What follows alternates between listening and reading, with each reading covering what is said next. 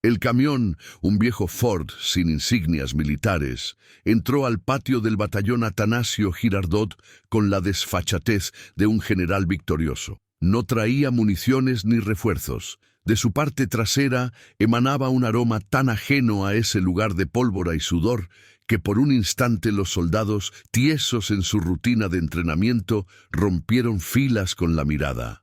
Olía a pan fresco, recién horneado, a corteza crujiente y miga tibia. El general Octavio Montoya lo vio todo desde la ventana de su oficina en el segundo piso, y una vena en su sien comenzó a latir con la furia fría que precedía a sus peores tormentas. Era un hombre forjado en la doctrina prusiana de la disciplina, donde cada gesto, cada olor, cada objeto fuera de lugar era una afrenta directa a su autoridad.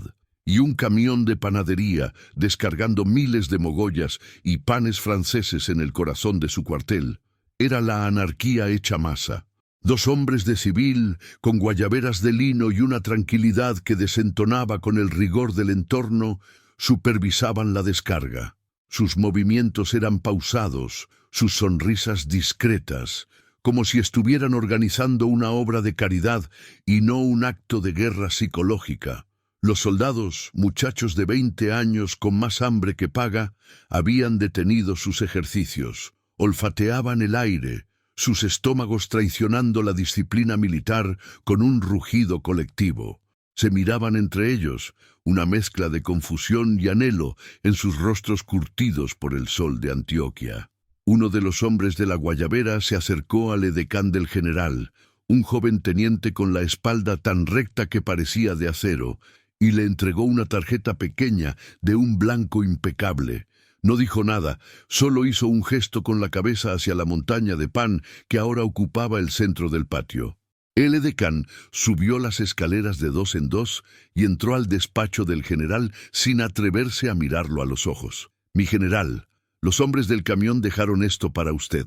Montoya tomó la tarjeta. Era gruesa, costosa al tacto. La caligrafía era elegante, casi femenina. La nota era corta, una puñalada escrita con tinta fina. Un regalo del patrón, para que a los hombres valientes nunca les falte lo que al pueblo le arrebatan. La firma, casi un garabato arrogante, era inconfundible: Pablo Escobar Gaviria. Un frío que nada tenía que ver con el calor húmedo de Medellín le recorrió la espina dorsal. Cada palabra era un dardo envenenado. El patrón, un título que desafiaba su propio rango. Hombres valientes, un elogio a sus soldados, que era en realidad un insulto para él, su líder. Y la última frase: lo que al pueblo le arrebatan. Esa era la bala, esa era la sentencia. Dejó la tarjeta sobre su escritorio de caoba y se acercó a la ventana. Abajo, sus hombres, sus soldados del glorioso ejército de Colombia, ya no disimulaban. Se acercaban al pan con la timidez de huérfanos ante un banquete inesperado. Los dos hombres de Escobar les sonreían, asintiendo, invitándolos a tomar, y ellos lo hacían. Uno a uno, rompieron la formación, la disciplina, el miedo al general, y tomaron un pan. Montoya sintió el sabor amargo de la impotencia en la boca. Escobar no le había mandado plomo, le había mandado algo infinitamente más letal, la evidencia de su propio fracaso. Lo había humillado frente a sus hombres usando el arma más simple y poderosa de todas, la caridad. Cada pan que sus soldados tomaban era un voto de lealtad no para él, sino para el narco. Cada mordisco era una traición silenciosa, un recordatorio de que sus raciones eran pobres, su paga miserable, y que el supuesto enemigo del Estado podía alimentarlos mejor que el propio Estado. No era un regalo, era la ocupación de su cuartel sin disparar un solo tiro. Era la demostración pública de que él, el general Octavio Montoya, el hombre que arrastraba a mujeres por el barro por robar una hogaza, no podía ni siquiera garantizar el pan de sus propios hombres. Era la sentencia de Escobar, y no venía envuelta en plomo, sino en la caridad más cruel que jamás había imaginado. Si esta historia te está atrapando, suscríbete a nuestro canal para no perderte cómo una simple hogaza de pan desató la venganza más astuta y humillante de Pablo Escobar. El llanto de Miguel, el menor, ya no era un llanto de niño, sino el quejido seco y animal del hambre. Llevaba 2 días así, un sonido que se le metía a Elena por los oídos y le taladraba el alma hasta dejarla hueca. Sentada en el único escalón de su rancho de tablas y zinc, observaba a sus otros 2 hijos, Mateo y Sofía, acurrucados en una esquina, con la mirada perdida y esa quietud terrible que solo provoca la falta de fuerzas. Afuera, la Comuna 13 era un laberinto de barro y desesperanza, un lugar donde la lluvia no limpiaba, sino que revolvía la miseria. Pero en ese momento, una ráfaga de viento trajo consigo un olor que fue a la vez tortura y revelación. El aroma del pan recién horneado de la panadería de Don Abel, a 2 calles de distancia. Era un olor a vida, a normalidad, a un mundo que existía en paralelo al suyo, pero que se sentía a miles de kilómetros. Elena había agotado todas las opciones que una viuda sin estudios y con 3 bocas que alimentar podía agotar. Había rogado por camello en las casas más pudientes del barrio Laureles, ofreciendo limpiar pisos y lavar ropa por un plato de sobras, pero las señoras la miraban con desconfianza. Había pedido fiado en la tienda de la esquina, pero la cuenta ya era una montaña de vergüenza que no podía escalar. Había rezado, se había arrodillado hasta que sus rodillas dolieron sobre el cemento frío de la iglesia del barrio, pidiéndole a un Dios que parecía tan sordo como los políticos de Bogotá. Pero el hambre no entendía de plegarias.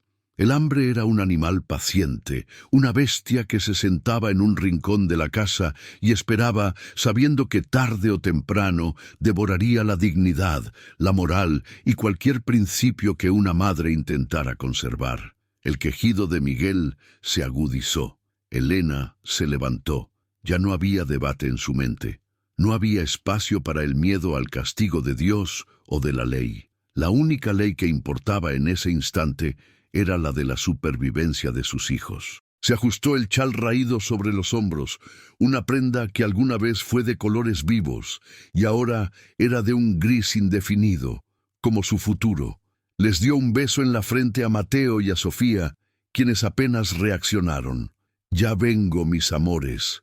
Mamá va a traerles algo de comer», susurró, y su voz no tembló. Era la voz de una loba, de una berraca dispuesta a todo. Caminar por las calles sin pavimentar era un ejercicio de equilibrio. El barro se pegaba a sus alpargatas gastadas, amenazando con succionarla a cada paso. Los vecinos la veían pasar, rostros curtidos por las mismas dificultades, pero nadie ofrecía una palabra. En la comuna, cada cual cargaba su propia cruz, y ayudar al de al lado a menudo significaba quitarle un trozo de pan a la propia familia. Al llegar a la esquina de la panadería, se detuvo. El calor y el olor que salían por la puerta abierta eran un golpe físico. Vio a Don Abel, un hombre bueno pero abrumado por las deudas, atendiendo a un cliente que pagaba con billetes arrugados. Vio las estanterías de metal repletas de mogollas doradas, de panes franceses alineados como soldados, de almojábanas que parecían pequeñas nubes de queso. Esperó. El corazón le latía en los oídos, un tambor sordo que ahogaba el ruido de la calle. El cliente se fue. Otro hombre entró, compró 2000 de pan y salió. Luego, el momento perfecto, la trampa del destino. Un camión de gaseosas frenó bruscamente afuera, el conductor gritando una grosería a un perro callejero. Don Abel, curioso, se asomó a la puerta para ver el alboroto. Fueron solo 10 segundos, 10 segundos en los que el panadero le dio la espalda al mostrador. Elena no lo pensó. Entró con la rapidez de una sombra. Sus manos, temblorosas pero certeras, se movieron por instinto. No agarró mucho, solo lo que podía esconder bajo el chal. 2 hogazas grandes, todavía tibias, cuyo contacto contra su piel era casi sagrado. Salió de la tienda sin hacer ruido, mezclándose de nuevo con la indiferencia de la calle. Nadie la había visto. Nadie gritó «¡Ladrona!». Nadie la persiguió. Por un instante, una oleada de triunfo y alivio la inundó. Lo había logrado. Sus hijos iban a comer. Apretó el pan contra su pecho como si fuera un tesoro, su calor una promesa de vida. El camino de vuelta se sintió diferente. El barro ya no parecía querer tragarla. Ahora sentía que flotaba sobre él. Ya podía ver el rostro de Miguel iluminándose, la sonrisa cansada pero genuina de Sofía, la mirada de gratitud de Mateo. Podía oler no solo el pan, sino la esperanza. Estaba a solo media cuadra de su rancho, a solo unos metros de cumplir su misión sagrada de madre, cuando la sombra de un jeep militar se proyectó sobre ella, bloqueando el sol y con él todo su futuro. La sombra del jeep militar la cubrió como una mortaja. Elena se quedó helada, el calor del pan contra su pecho convirtiéndose en una brasa de pánico. 2 soldados, casi tan jóvenes como su hijo mayor si hubiera vivido, saltaron del vehículo con sus fusiles Galil en ristre. Sus rostros eran máscaras de aburrimiento y autoridad mal digerida. No dijeron nada. Uno de ellos simplemente señaló con la barbilla el bulto bajo el chal de Elena. Ella apretó las hogazas con más fuerza, un gesto inútil de protección maternal. El otro soldado, más impaciente, dio un paso adelante y le arrancó el chal de un tirón. El pan cayó al barro con un sonido sordo y descorazonador. «Miren lo que tenemos aquí», dijo el primer soldado con una sonrisa torcida. «Una joyita». «Es para mis hijos», suplicó Elena, la voz rota. «Se lo juro por Dios, tienen un hambre berraca, no han comido en 2 días». Los soldados intercambiaron una mirada de indiferencia. Habían escuchado esa misma historia 1000 veces.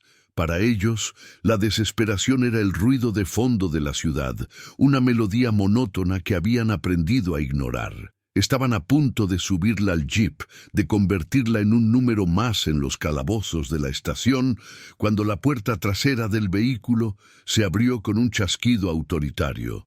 De él descendió el general Octavio Montoya. Sus botas de cuero, absurdamente lustradas para un lugar como aquel, pisaron el borde de un charco sin mancharse. Su uniforme, de un verde oliva impecable, parecía repeler la miseria del entorno. Observó la escena con la distancia de un entomólogo examinando un insecto, la mujer arrodillada en el fango, el pan sucio, los rostros curiosos y asustados de los vecinos que empezaban a asomarse por las ventanas. «¿Cuál es el problema aquí, soldado?», preguntó. Su voz un látigo que hizo que los jóvenes militares se cuadraran. «Una ladrona, mi general, robando pan». Montoya clavó sus ojos fríos en Elena. No había en ellos ni una pizca de compasión, solo el desdén de un hombre que veía el mundo como una ecuación de orden y caos, y ella, claramente, pertenecía al segundo grupo. «Levántese», ordenó. Elena obedeció, temblando de pies a cabeza. «Repita lo que dijo», continuó Montoya, acercándose a ella, invadiendo su espacio personal. «Mis hijos, señor, mis hijos tienen hambre», repitió Elena, las lágrimas mezclándose con el barro en sus mejillas. «El hambre no es una excusa para la anarquía», sentenció el general casi en un susurro. «El hambre es una debilidad, y en esta ciudad la debilidad es una enfermedad que debemos erradicar. Usted no es una madre, es un mal ejemplo, un cáncer». Se volvió hacia sus hombres. La sonrisa que apareció en su rostro no tenía nada de humano. «No vamos a arrestarla. Eso sería demasiado digno. Vamos a darle una lección al barrio. Vamos a enseñarles lo que le pasa a la gente que no respeta la propiedad y el orden». Se quitó los guantes de cuero lentamente. «Amarren sus muñecas. La vamos a llevar de paseo». Los soldados dudaron un instante, una fracción de segundo en la que su humanidad luchó contra la disciplina. Pero la mirada del general fue suficiente para aniquilar cualquier vacilación.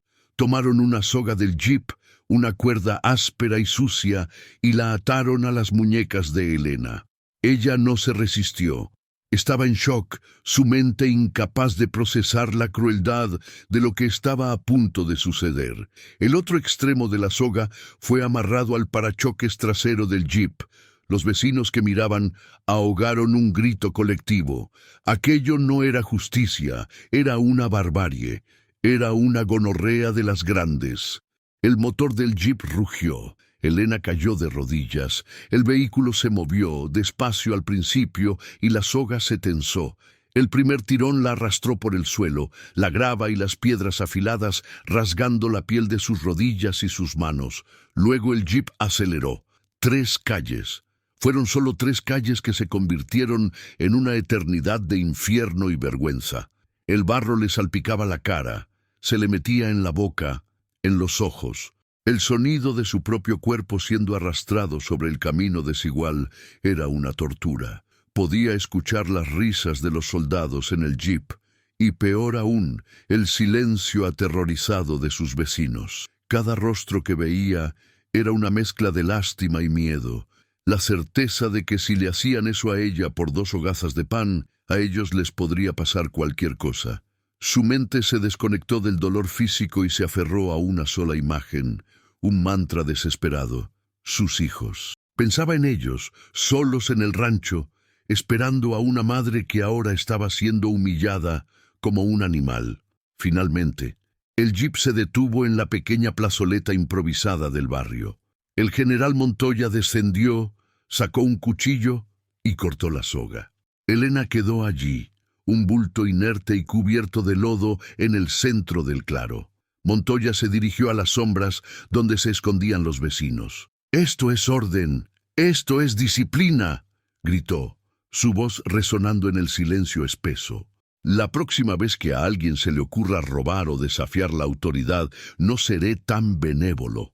Se subió a su jeep y se marchó, dejando tras de sí una comunidad aterrorizada y una mujer destrozada. Elena yacía en el suelo. El dolor de sus heridas no era nada comparado con el peso de la humillación.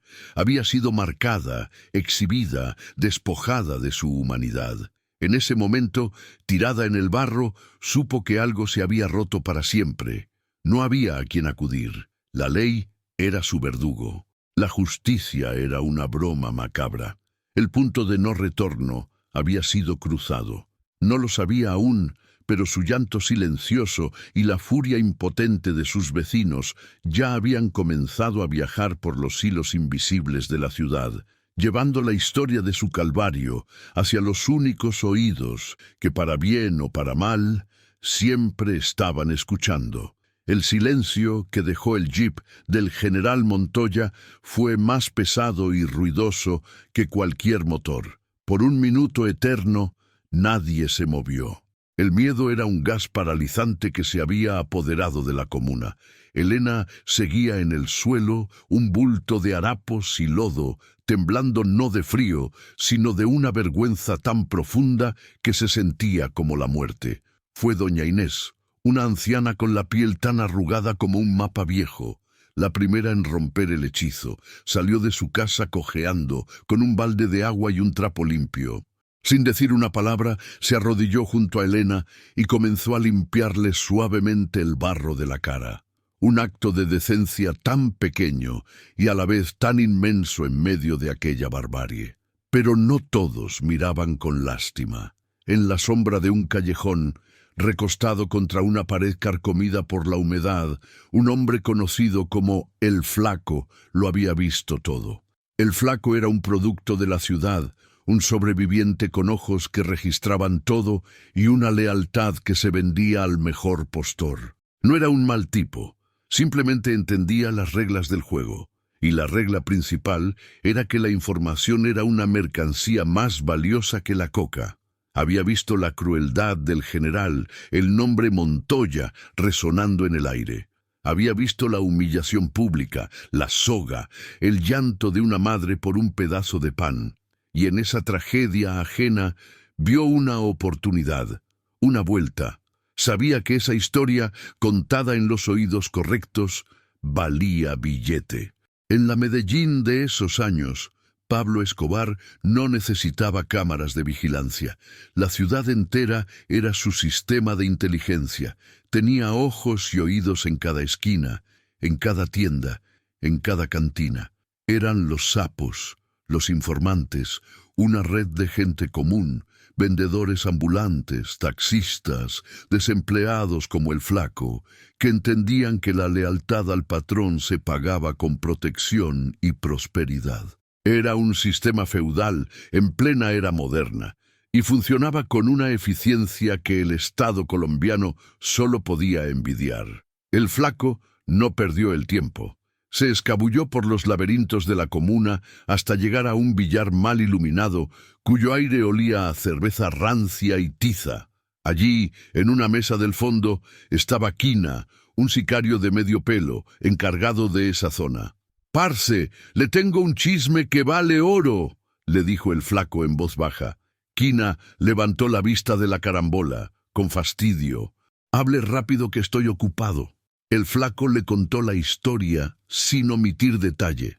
El nombre del general Montoya, el arrastre público, el pan tirado en el barro, la humillación frente a todo el barrio. Mientras hablaba, la expresión de Quina cambió. El fastidio se convirtió en interés agudo. Un general del ejército, humillando así a una mujer del pueblo, era el tipo de afrenta que al patrón le gustaba cobrar personalmente. Le dio a el Flaco un par de billetes arrugados, más de lo que habría ganado en una semana. «Bien, parce, ahora lárguese y olvídese de que hablamos». La noticia subió por la cadena de mando con la velocidad de una bala. De Quina pasó a un comandante de sicarios. De allí, por un radio de comunicaciones, llegó directamente a oídos de Gustavo Gaviria, el primo y cerebro financiero del patrón. Gaviria, un hombre que pensaba en números y consecuencias, entendió de inmediato el valor estratégico de la situación. El general Montoya era una espina en el costado de la organización, un militar incorruptible y cruel que estaba dificultando las operaciones en la zona occidental de la ciudad. Atacarlo con plomo era una opción, pero generaría una guerra abierta con el batallón. Esta, sin embargo, era una oportunidad de oro para destruirlo de otra manera. Esa misma noche, en la hacienda Nápoles, Pablo Escobar estaba en la terraza de su casa, observando a sus hijos jugar con un cachorro de pastor alemán. Parecía un padre de familia cualquiera, disfrutando de un momento de paz. Fue allí donde Gustavo Gaviria le contó la historia. Pablo escuchó en silencio, sin que un solo músculo de su rostro cambiara de expresión. Siguió acariciando al perro mientras su primo hablaba, pero sus ojos adquirieron esa quietud peligrosa, la calma del ojo de un huracán. Cuando Gaviria terminó, Pablo se quedó callado por un largo minuto, mirando la risa inocente de sus hijos. «¿El nombre del general?», preguntó finalmente, su voz suave. «Octavio Montoya, del Atanasio Girardot». «¿Y lo hizo en público? ¿Frente a todo el barrio?» «Sí, patrón. La arrastró 3 calles por el fango». Pablo asintió lentamente.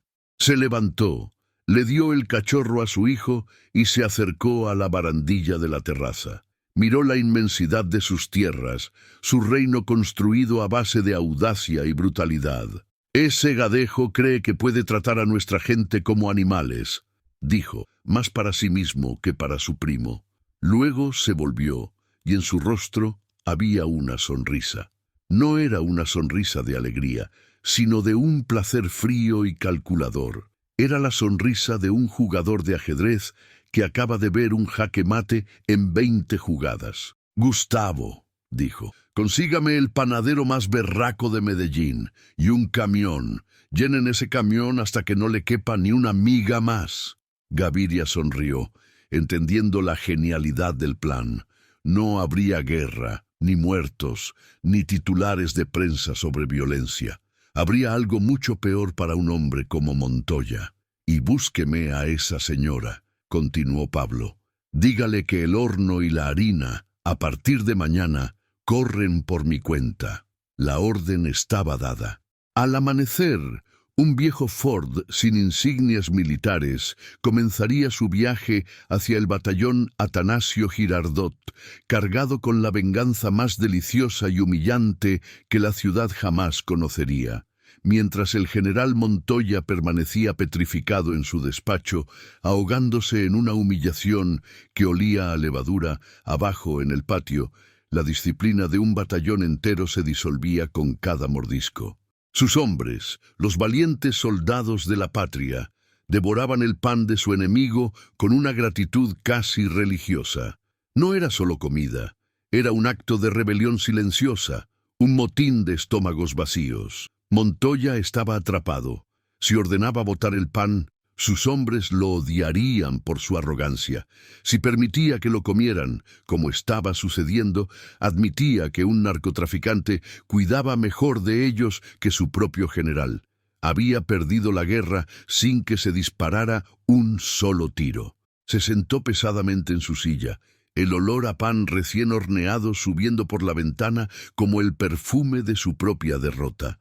A 3 horas de allí, en el corazón de su imperio de hectáreas y animales exóticos, Pablo Escobar no esperaba noticias con ansiedad. Estaba sentado en el borde de su piscina olímpica, observando a su hija Manuela intentar enseñarle a nadar a un pato de hule. El teléfono, uno de los muchos que tenía esparcidos por la hacienda, sonó con una discreción casi insultante. Era uno de los hombres de la guayabera, el que había supervisado la entrega. «Patrón», dijo la voz al otro lado, «el pan llegó caliente». Pablo sonrió, una curva casi imperceptible en sus labios. ¿Y los comensales, satisfechos? «Hasta el último, patrón. Comieron como si no hubiera un mañana». El general, por otro lado, parece que perdió el apetito. «Perfecto», dijo Pablo y colgó.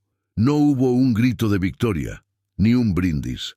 Volvió su atención a Manuela, como si acabara de confirmar el pronóstico del tiempo. Para él, la reacción de Montoya era una variable ya calculada, un resultado tan predecible como la salida del sol. Su mente, fría y metódica, ya estaba en la siguiente fase de un plan que apenas comenzaba, porque para Pablo Escobar, el camión de pan no era la lección. Era apenas la introducción, era el anzuelo. La verdadera humillación, la ruina calculada del general Montoya, se construiría ladrillo a ladrillo en los días siguientes. El plan era de una simpleza genial. La primera fase, la entrega del pan, ya había sembrado la semilla de la duda y el ridículo en el cuartel. Había demostrado que la lealtad de los soldados tenía un precio, y ese precio era un estómago lleno. Ahora venía la segunda fase, la guerra de propaganda. Esa misma tarde, sus hombres más discretos recibirían la orden de regar la historia por todas las cantinas y tiendas de barrio donde los soldados de permiso iban a gastar su miserable paga. La anécdota sería contada entre risas, adornada con cada repetición.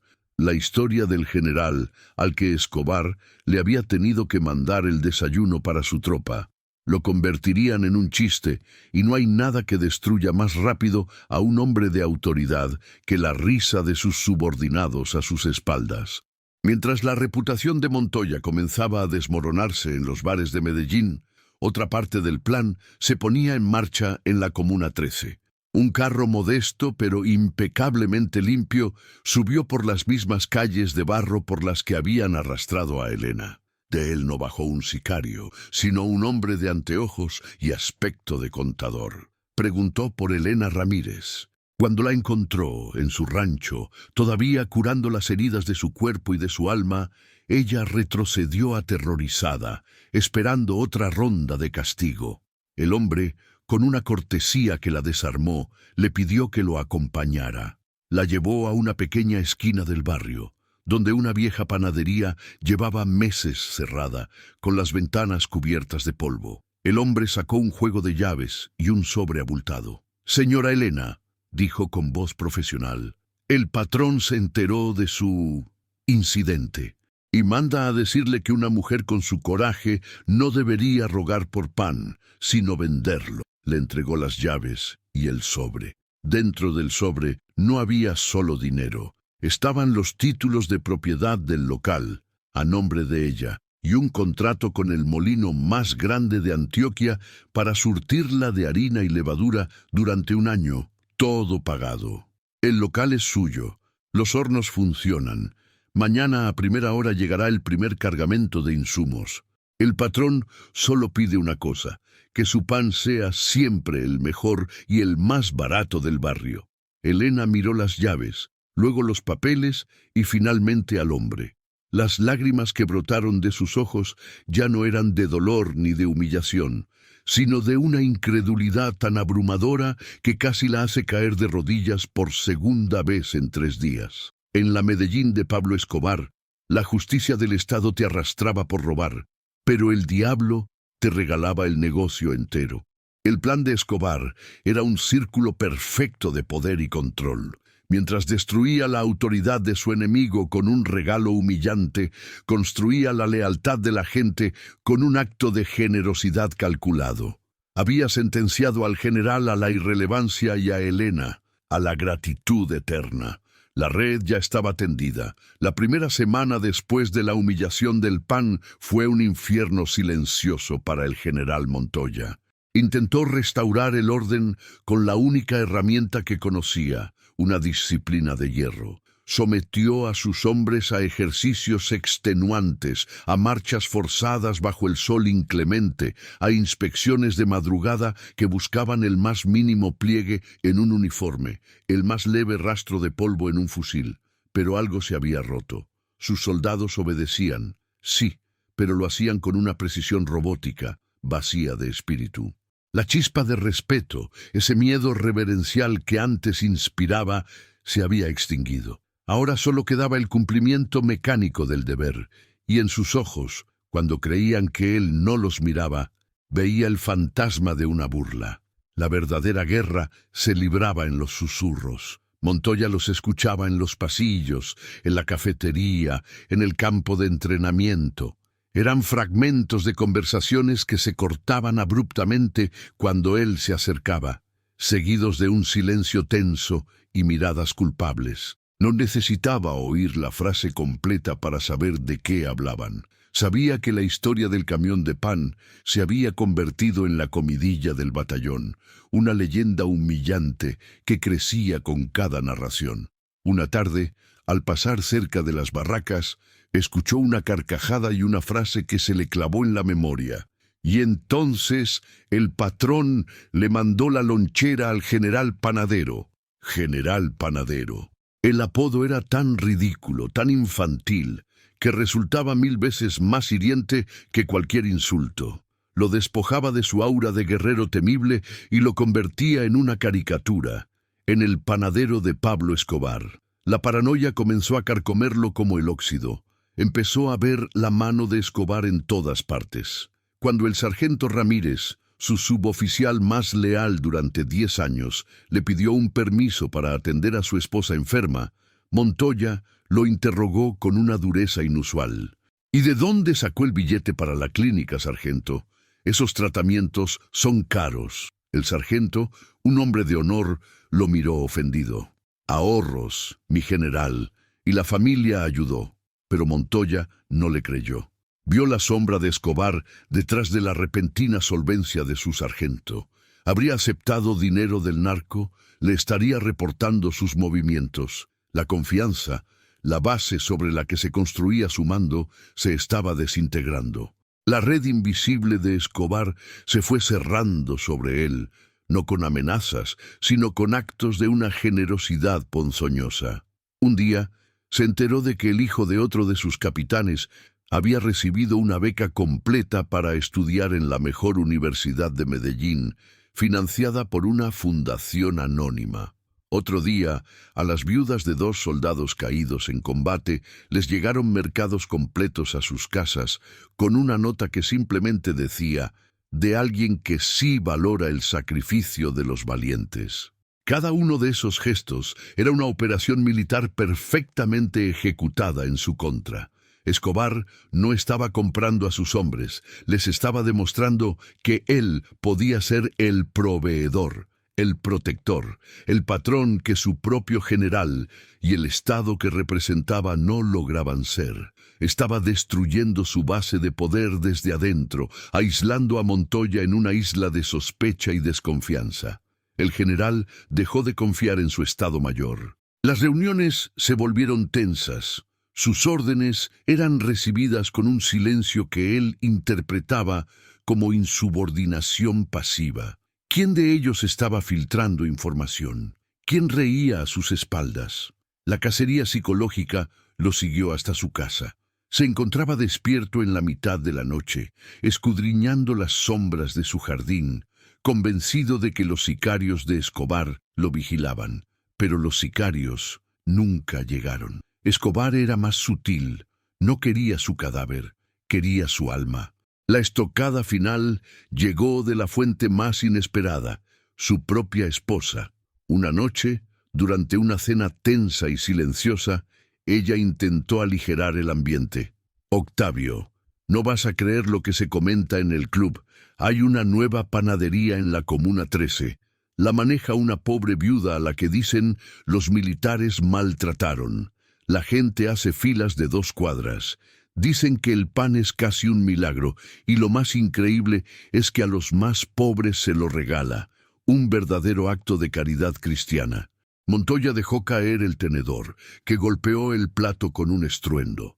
El rostro de Elena, cubierto de lodo y lágrimas, apareció en su mente con una claridad brutal. Conectó los puntos con un horror que le heló la sangre. El pan del cuartel, la viuda maltratada, la panadería milagrosa. Era una sinfonía de venganza, una obra maestra de humillación. Escobar no solo lo había ridiculizado frente a sus hombres, había convertido a su víctima en un símbolo de prosperidad y caridad, en la antítesis viviente de su propia crueldad. Había reescrito la historia, convirtiéndolo a él, al general de la República, en el villano de un cuento popular cuyo héroe era un narcotraficante. Se levantó de la mesa, el rostro pálido, y se encerró en su estudio. Se sirvió un whisky, pero el licor no quemó la frialdad de su derrota. Estaba solo, rodeado de medallas que ya no significaban nada, cazado por un enemigo que no usaba balas, sino pan, rumores y una justicia torcida que para el pueblo era más justa que la suya. Hundido en el fango de su propia paranoia, el general Montoya tomó una decisión desesperada para reafirmar su poder, para recordar quién era.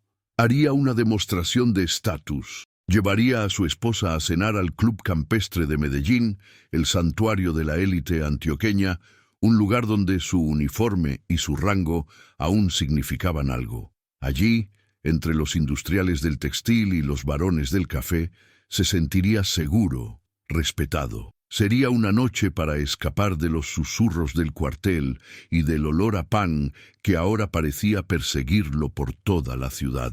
Se vistió con su uniforme de gala, cada medalla pulida hasta brillar, cada pliegue de la tela perfectamente planchado. Era su armadura, el símbolo de un orden que se sentía obligado a defender. Al principio, la noche prometía ser la tregua que tanto necesitaba.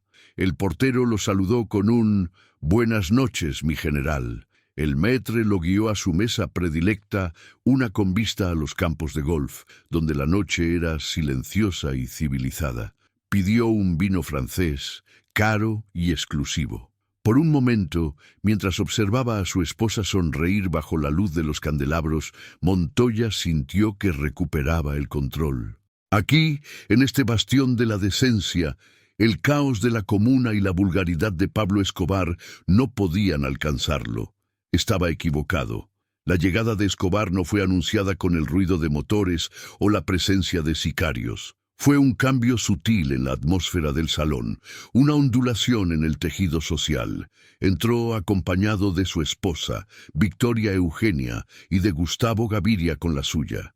Vestían con una elegancia discreta, como cualquier otra pareja adinerada del club.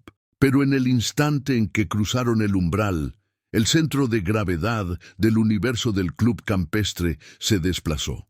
El maître, que segundos antes atendía a Montoya, corrió a recibirlos con una reverencia que bordeaba la genuflexión. Los meseros se movían con una urgencia renovada.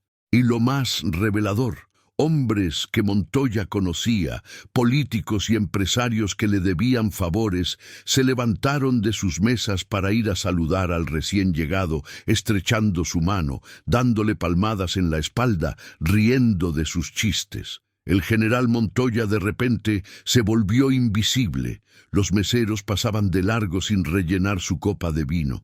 Las miradas de los otros comensales lo evitaban, no por miedo a él, sino por miedo a que Escobar los viera asociándose con la persona equivocada. Estaba socialmente aislado en el centro de su propio mundo. La lección estaba siendo aplicada sin que se pronunciara una sola palabra. Era una demostración de poder en su forma más pura.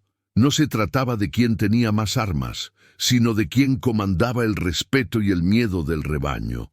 Montoya apretó la mandíbula hasta que le dolió. Su esposa, pálida, dejó los cubiertos sobre el plato. «Octavio, vámonos», susurró. Pero el general, cegado por el orgullo, se negó a huir. No le daría esa satisfacción. Fingió continuar su cena, conversando con su esposa sobre trivialidades, mientras cada risa que llegaba de la mesa de Escobar era una tortura. Entonces llegó el clímax de la venganza psicológica, el momento de la humillación final. Desde el otro lado del salón, los ojos de Pablo Escobar se encontraron con los suyos. No había odio en su mirada, ni ira. Había algo peor, una lástima divertida. La mirada de un hombre observando a un animal atrapado. Escobar levantó ligeramente su copa, un brindis silencioso que solo ellos dos entendieron. Luego hizo un gesto casi imperceptible a un mesero. Un minuto después, el mesero se acercó a la mesa del general. Llevaba una bandeja de plata, cubierta por una cúpula pulida. «Mi general», dijo el mesero en voz alta, atrayendo la atención de las mesas cercanas. «Un obsequio del señor Escobar». Montoya sintió un nudo de hielo en el estómago. Sabía que debajo de esa cúpula no había un postre exótico ni una botella de champán. El mesero levantó la tapa con un movimiento teatral. Sobre la felpa roja de la bandeja, humeante, perfecta, dorada, yacía una sola hogaza de pan. La sala quedó en un silencio expectante. Todos los ojos estaban fijos en la mesa del general, en el pan, en su rostro que se había convertido en una máscara de furia contenida. «El señor Escobar manda a decirle que espera que disfrute del pan del pueblo, mi general», concluyó el mesero, antes de retirarse con una pequeña reverencia.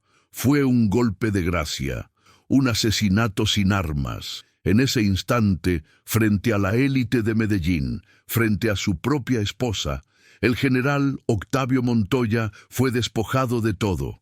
Su rango, sus medallas, su honor, todo se evaporó, reducido a la anécdota del hombre al que el patrón le recordaba su lugar con un pedazo de pan.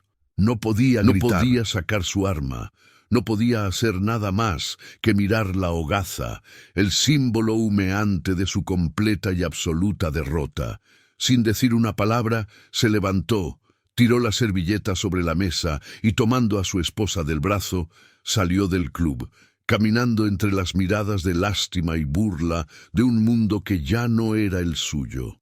Al pasar por la puerta, escuchó el sonido de un aplauso discreto que venía de la mesa de Escobar. La lección había sido aplicada. El viaje de vuelta del club campestre fue un funeral en silencio. El general Montoya conducía con una rigidez cadavérica, sus nudillos blancos sobre el volante de cuero. Su esposa, a su lado, miraba por la ventana la noche de Medellín, pero no veía las luces de la ciudad, sino las ruinas de su vida social. No hubo recriminaciones ni consuelo. El silencio en el Mercedes era más pesado y elocuente que cualquier grito. La humillación había sido tan total, tan absoluta, que no dejaba espacio para las palabras. Al llegar a su lujosa casa en el poblado, Ella se fue a su habitación y cerró la puerta. Él se fue a su estudio y abrió una botella de whisky. Fue la primera de muchas noches que pasaría solo, bebiendo en la oscuridad, con la imagen de una hogaza de pan sobre una bandeja de plata quemándole la retina. La noticia de el pan en el club se esparció por los círculos de poder de Colombia con la velocidad y la malicia de un chisme de la alta sociedad. Ya no era una anécdota de cuartel, era el comentario de sobremesa en los clubes de Bogotá, el chiste susurrado en los pasillos del Ministerio de Defensa. El general Montoya, el implacable, el hombre de hierro, había sido domado y ridiculizado por un narco con un producto de panadería. Su reputación, construida sobre una base de miedo y disciplina, se desmoronó. Los mismos políticos que antes buscaban su favor ahora evitaban sus llamadas. Sus superiores, sintiendo la mancha de su ridículo, actuaron con la eficiencia burocrática de quien amputa un miembro gangrenado. Una semana después, recibió la llamada de un general de mayor rango desde Bogotá. La voz era cordial, casi paternal, pero las palabras eran una ejecución. Octavio, hemos decidido que tu experiencia sería de gran valor aquí en la capital. Hay un nuevo puesto en el archivo de planificación estratégica, un puesto de nevera, un exilio a un sótano lleno de papeles, sin tropas, sin mando, sin honor. Era la muerte en vida para un hombre como él. Protestó, habló de sus años de servicio, de su lucha contra la subversión, pero fue inútil. No lo estaban castigando por un error militar, lo estaban descartando por haberse convertido en una vergüenza. Su vida personal se derrumbó con la misma velocidad. Su esposa, que se había casado con un futuro héroe de la patria, no pudo soportar estar atada a un chiste nacional. Soportó 3 meses de aislamiento social, de invitaciones que dejaron de llegar, de amigas que de repente estaban muy ocupadas. Una mañana, él despertó y encontró su lado de la cama vacío y una nota sobre la almohada. No era una carta de odio, sino de una fría y pragmática despedida. Ella no podía vivir con la sombra de su humillación. Ahora estaba verdaderamente solo, un fantasma en una casa demasiado grande, cuyo silencio era solo interrumpido por el tintineo del hielo en su vaso de whisky. Los días se convirtieron en un ritual borroso. Se despertaba tarde, se ponía una bata sobre el pijama y se encerraba en su estudio. Allí se sentaba frente a su uniforme de gala, que colgaba de un maniquí, y miraba sus medallas, ahora simples trozos de metal sin valor. A veces, en su estupor alcohólico, hablaba con el uniforme, interrogándolo, gritándole, preguntándole cómo un hombre que había sobrevivido a emboscadas de la guerrilla había podido ser derrotado por un panadero. Su espíritu, antes un bloque de granito de orgullo y disciplina, se había erosionado hasta convertirse en polvo. Mientras el general se ahogaba en su miseria en la Comuna 13, la panadería El Milagro se había convertido en el corazón del barrio.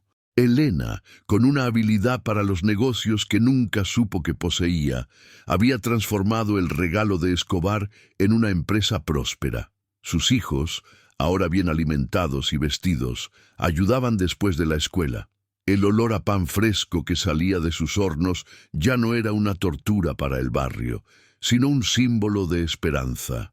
Fiel a la única condición de su benefactor, vendía el pan a un precio justo y regalaba el que sobraba al final del día a las familias más necesitadas. La gente la respetaba, la admiraba. Sin saberlo, se había convertido en la otra cara de la moneda de la leyenda, la viuda que un general arrastró por el barro y que un narco convirtió en reina. Una tarde, Montoya, en un estado lamentable, salió de su casa por primera vez en semanas. Caminó sin rumbo por la ciudad, un hombre viejo y derrotado con la ropa arrugada y la mirada vacía.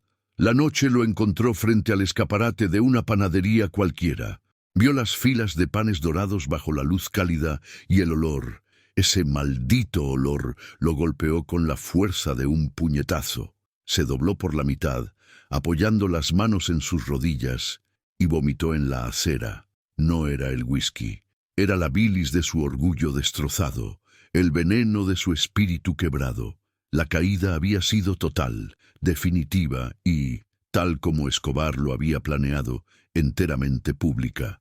El nuevo normal para Elena olía a pan recién horneado. Su panadería, El Milagro, se convirtió en una institución, en la Comuna 13. Era más que un negocio, era un santuario. Las mañanas comenzaban antes del alba, con el amasado de la harina que llegaba puntualmente cada semana en un camión sin marcas, un recordatorio silencioso de su invisible benefactor. Sus hijos, con las mejillas sonrosadas y los uniformes limpios del colegio, ayudaban a despachar antes de irse a estudiar. Mateo, el mayor, aprendió a manejar la contabilidad con una rapidez que asombraba a Elena.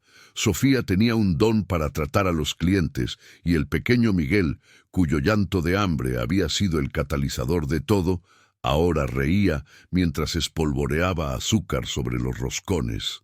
Elena se había convertido en Doña Elena, una figura de respeto, una matriarca del barrio. Había aprendido a sonreír de nuevo, pero su sonrisa siempre guardaba una sombra de melancolía.